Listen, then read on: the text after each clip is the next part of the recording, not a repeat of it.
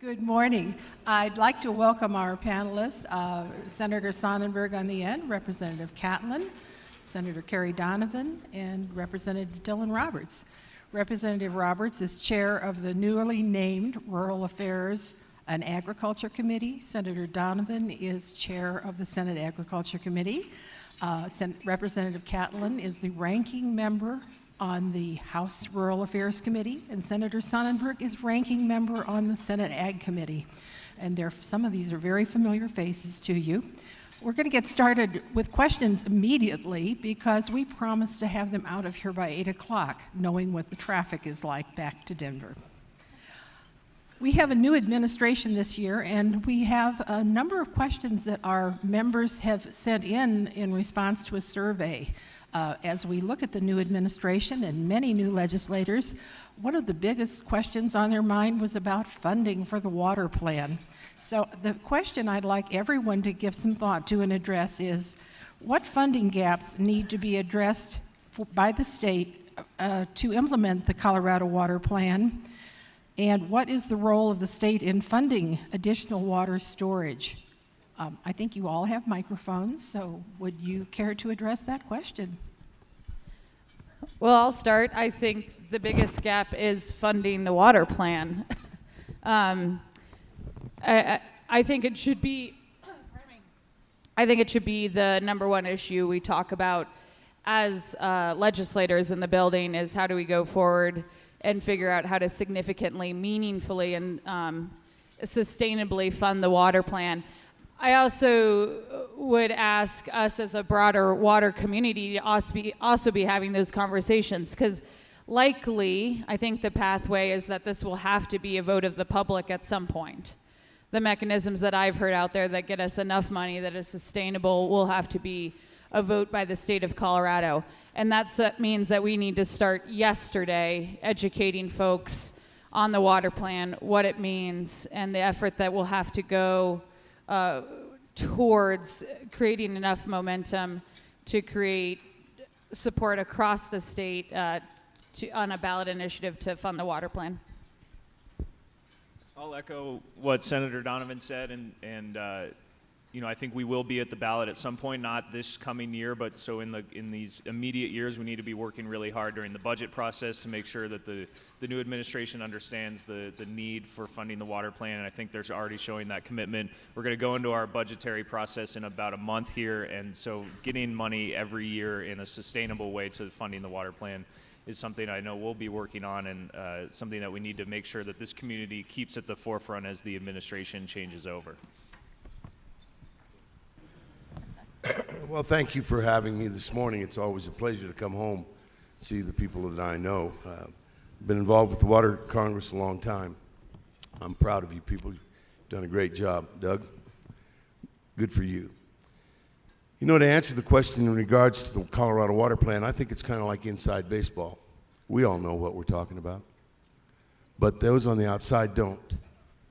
I think one of the things that's going to end up happening is, in order for us to be successful on some sort of a sustainable funding plan, is for the average consumer of water in the state of Colorado to understand how valuable and how badly needed our future is.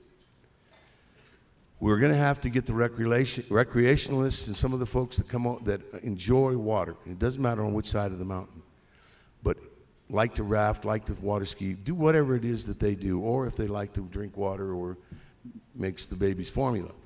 They need to understand that this water in the state of Colorado is not going to work unless we take some actions. So if we were to go to the ballot today, I'm not sure that we would be able to pass a bill that would sustain water and water's future. So it's kind of like starting, we'll grade the ground level and do some compacting and then start building a foundation. In the meantime, maybe there are some opportunities that we can take that will fund some of the gaps, as what was asked to begin with. There may be an opportunity for us to charge some sort of a surcharge per 1,000 gallons after a number of gallons, those kind of things. We're going to have to think about some of those kind of things, even though they may not be very popular.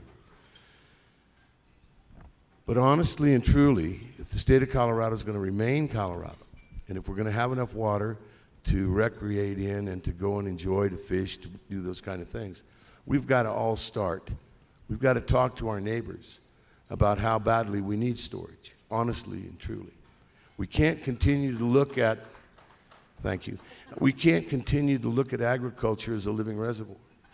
We can't consider that all you have to do is to go to a grower somewhere and have them close their head gate by a percentage, and we're going to build our future on that. Because what ends up happening is that we're building and selling permanent water taps on rented water when we do that. And that's not going to work out very well for anybody. Sooner or later, you have to face the, turn and face the music. What I'm hoping is that the state of Colorado will start to understand, and you folks here are a big part of that. We understand what we talk about. We get it. But the people that are cooked your breakfast this morning may not get it. That's the people that we need to communicate with. So the long-range future of the state of Colorado, yes, I do think we need to build more storage. We need to look at those kind of things as not just building them for us, but building them for the future generations of Coloradoans, because Colorado is going to do nothing but continue to grow. We shouldn't sacrifice our agriculture, our natural resources for just the benefit of growth. So I'm all in favor of it. If I can be of help, I will do that.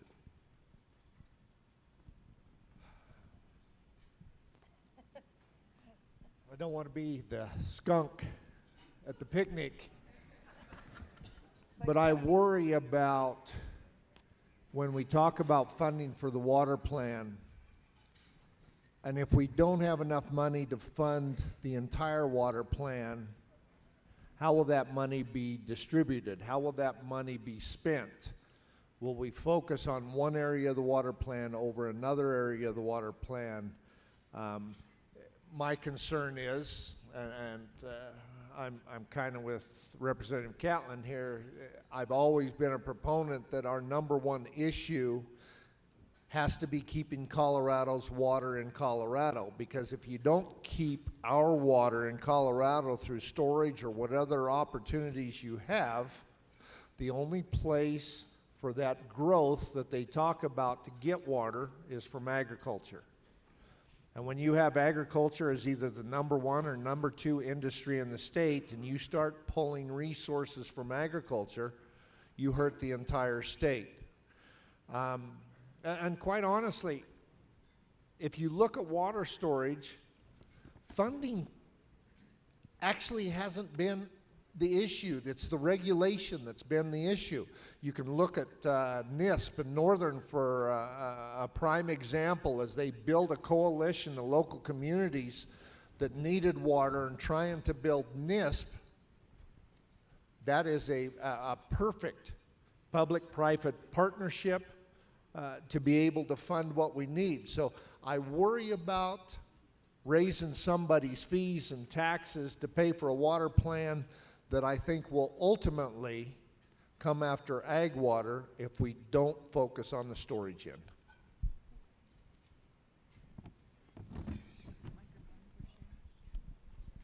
Thank you very much for your responses. We do have a follow-up funding question. Governor Polis has identified a range of priorities that could have high price tags.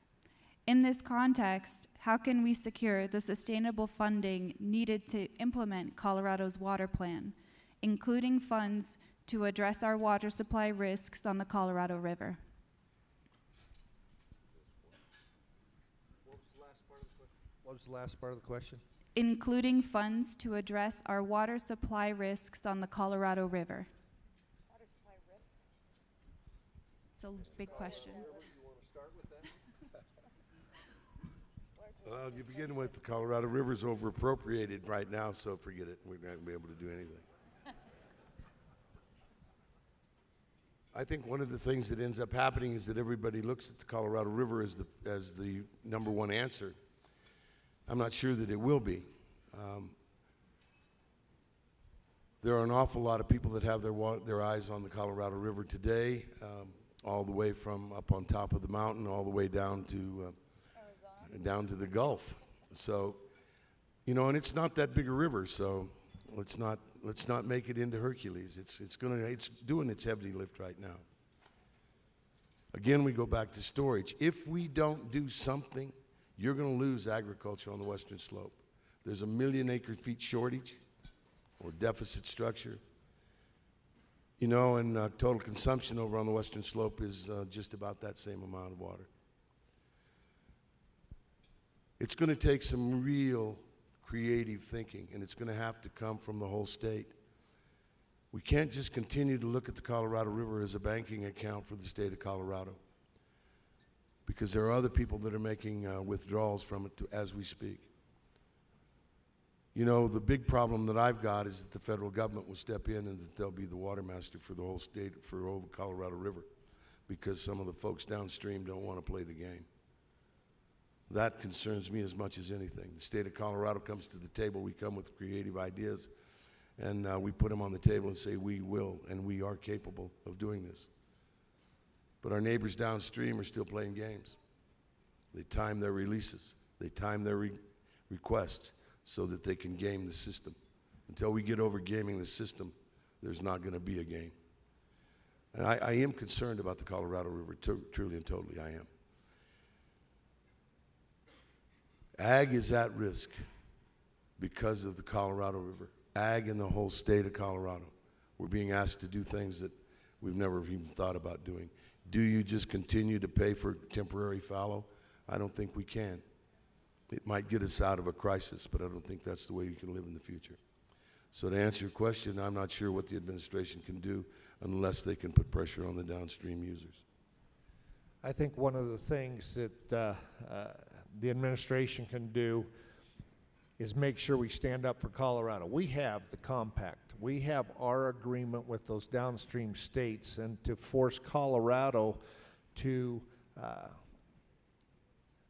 go a little away from that and give up some of their water not only hurts agriculture on the west slope, it'll hurt agriculture on the east slope. If you take water, transbasin diversions, those type of things, and force them to go to Arizona and California, they're going to come after water on the eastern plains to make that up. This is a statewide issue in which the administration has to stand strong, with us being a headwater state and no other options, on keeping Colorado's water again in Colorado. I worry about the federal government and the heavy hand of federal government if they think they know best on how to administer our water on the west, in the west as well. But I think we have to have an administration that stands strong against the federal government, that we can solve our own problems here and manage the Colorado River better than they can. So I would say, as it relates to the governor's budget and some of the plans that you mentioned that don't have to do with water, education, healthcare, things like that, it's clear that the governor wants to do those things. I think there's momentum to do a lot of those things, but I think that also shows why we need a sustainable resource of funding outside of the general fund to fund the water plan, why we've been talking about some of the things that Representative Catlin brought up on a user fee or creative solutions like that. It's just like transportation, where you can't fund everything that we need out of the general fund every year, especially if the governor wants to do some of the things that he's talking about.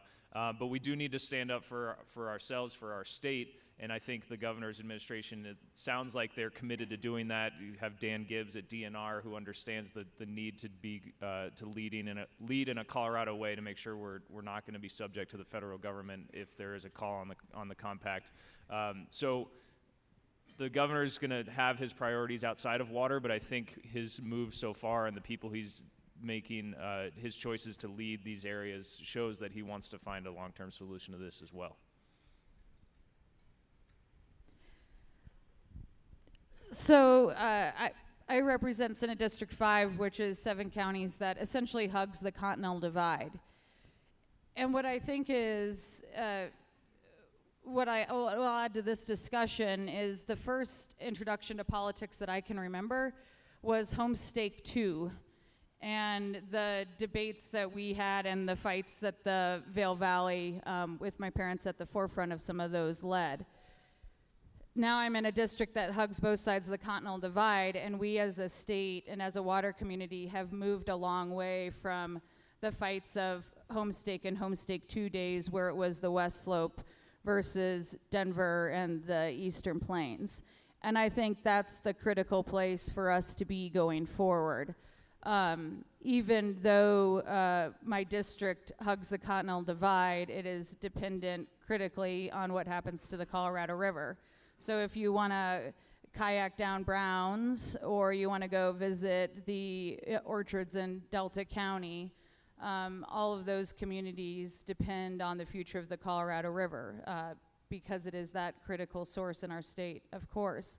So going forward, I think we need to speak as a unified voice, and as Senator Sonnenberg so rightly said, ag on the Eastern Plains is as affected by the future of the Colorado River as sustaining ag on the Western Slope is, as well as so many other, I mean, the rivers are the life force of so many towns in the Western Slope. It's their identity, it's their, economic driving force in a lot of cases. And I guess today I'm anxiously looking to our colleagues in Arizona to see where they find themselves at the end of the day. And then we need to start having those discussions as well as what Arizona's decision today means and what we react in the coming years. Thank you.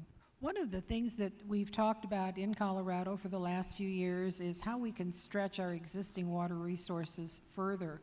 What are your thoughts about water markets, water transfers, some of the impacts and opportunities there? And the second part of that question is, how do they affect the prior appropriation system, or do they?